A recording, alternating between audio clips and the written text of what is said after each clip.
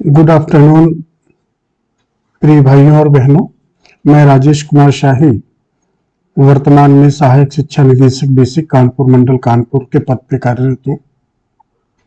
जनपद जालौन में बेसिक शिक्षा अधिकारी पद पर कार्य करते हुए बेसिक शिक्षा विभाग की टीम द्वारा एक प्रयोग किया गया था ऑनलाइन प्लेटफॉर्म पे, और उस प्रयोग के माध्यम से शिक्षा की गुणवत्ता तथा नामांकन में सुधार लाया गया था।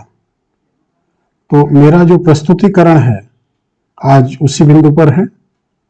साथियों, आप सब जानते हैं कि बुनियादी शिक्षा व्यवस्था किसी भी देश या राष्ट्र के लिए बैकबोन रहती है।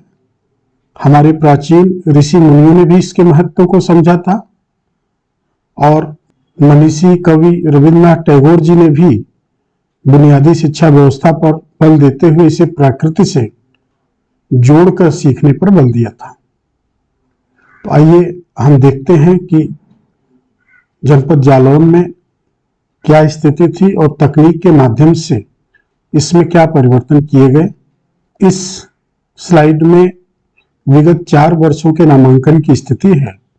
2015-16 में जनपद जालौन में 1,30,967 बच्चे नामांकित थे परिषदीय विद्यालयों में, और 2017-18 तक आते आते इनकी संख्या 1,18,259 मात्र रह गई। 5 अगस्त 2017 को जब मैंने कार्यभार ग्रहण किया तो एक बहुत बड़ी चुनौती थी कि प्रथमतः इसको रोका जाए और उसके पश्चात इसमें वृद्धि भी की जाए। इसके अलावा अगली स्लाइड में आप देखेंगे 17-18 में जो गुणवत्ता की स्थिति थी वो भी संतोषजनक नहीं थी। 40% से कम अंक प्राप्त करने वाले बच्चे जो रेड जोन से दिखाए गए हैं, एक तादाद इनकी काफी ज्यादा है, और 16% बच्चे कुल नामांकन का इससे आच्छादित थे, यानी 19,808 बच्चे जिनको बुनियादी ज्ञान शिक्षा का नहीं था।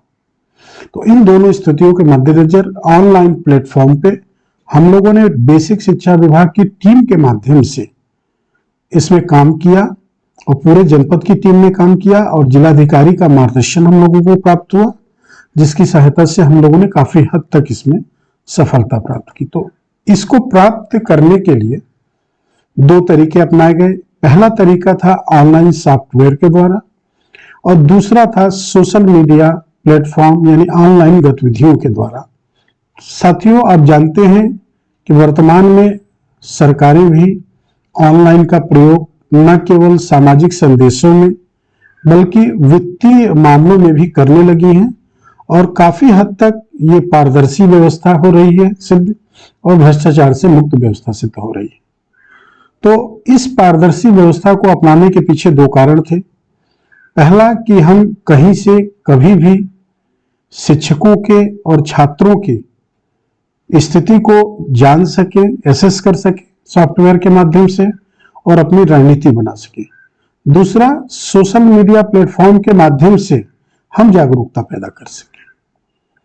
तो ऑनलाइन सॉफ्टवेयर में 2 तरीके अपनाए गए। एक तो छात्र गुणवत्ता ट्रैकिंग कक्षा स्तर पर, और दूसरा शिक्षक गुणवत्ता ट्रैकिंग विद्यालय स्तर पर।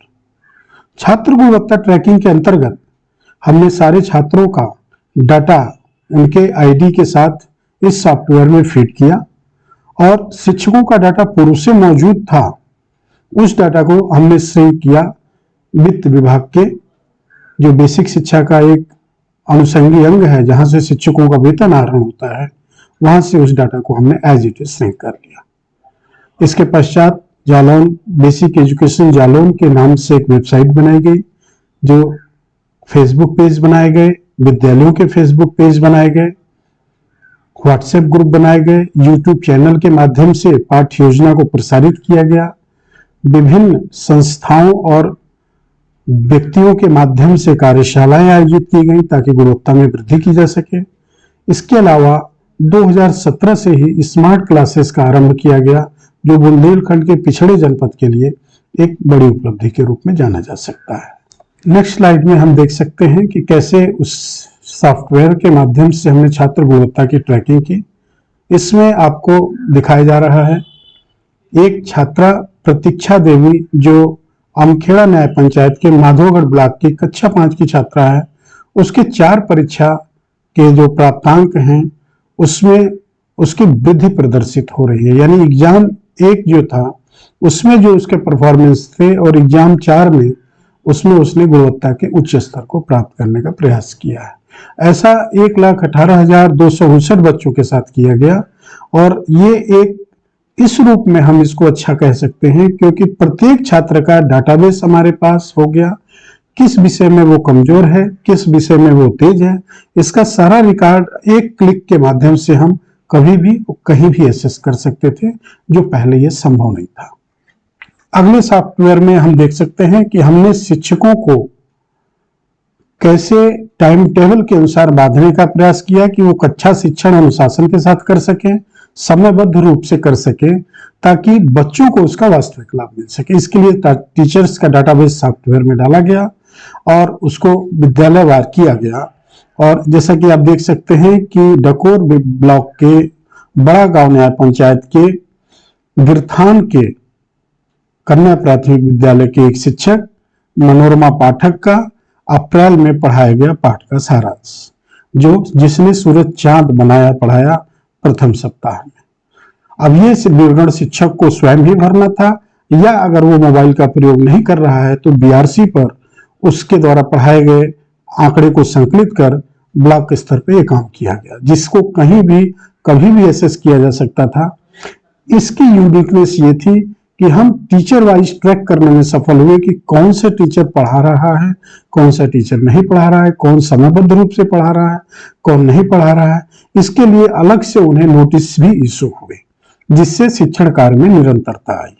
ये आप देख सकते हैं जालौन की बेसिक शिक्षा विभाग की वेबसाइट थी, जिसकी सहायता से शासनादेशों का प्रचार प्रसार किया गया, जो योजनाएं थी उनको समयबद्ध रूप से जिले में पहुंचाने का प्रयास किया गया और इसको एनआईसी से लिंक किया गया ताकि जन सामान्य भी जो हमारी योजनाएं चल रही हैं उसको सही रूप में जाने और परिचित हो सके।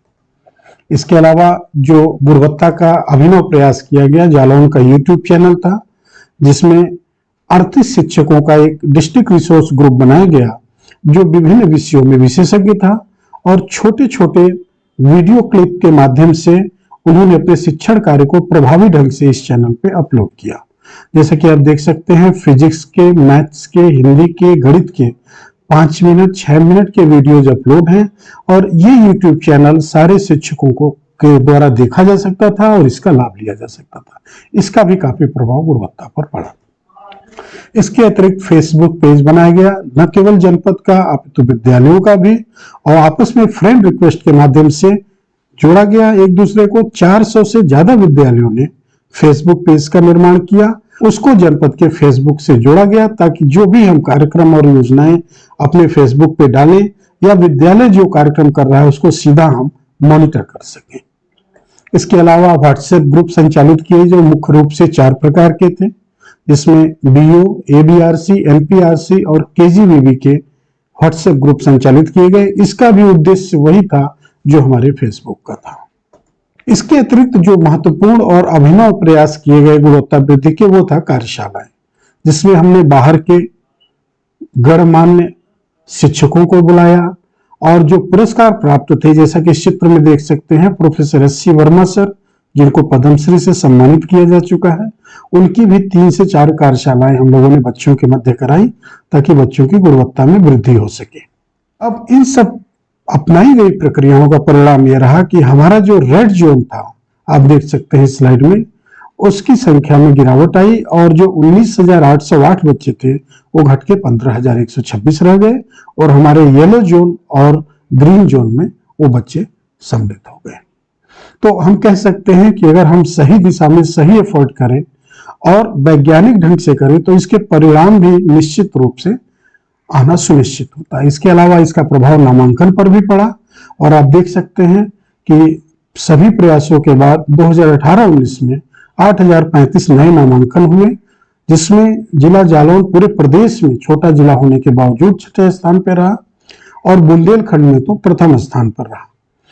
तो इन्हीं शब्दों के साथ मैं आप सबको एक बार पुनः धन्यवाद देना चाहूंगा कि आपने मुझे ये प्रेजेंटेशन देने का अवसर प्रदान किया और इस प्रेजेंटेशन के माध्यम से अगर किसी की कोई और जिज्ञासा होगी तो उसका भी उत्तर दिया जा सकता है।